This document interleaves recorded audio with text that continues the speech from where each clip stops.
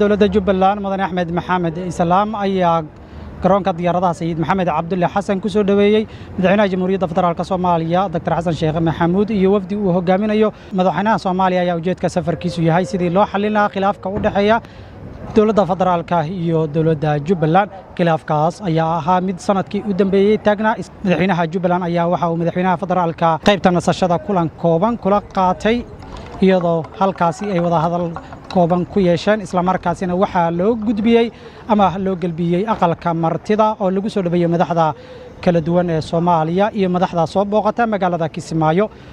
madaxweynaha ayaa aqalkaasi martida ku sugnaan doona muddada uu magaalada Kismaayo joogo. waxaa la filayaa in waxyaabaha ooda laga qaadi doono ay ka mid tahay mashaariicdii muddada ka xayirnaa Jubbaland, sidoo kalena la fasixi doono waxyaabihii horumarka ahaa ee Jubbaland muddada laga xayiray. Yaxya Cali Shukri, TV-ga Jubbaland, garoonka diyaaradaha Sayid Maxamed Cabdulle Xasan ee magaalada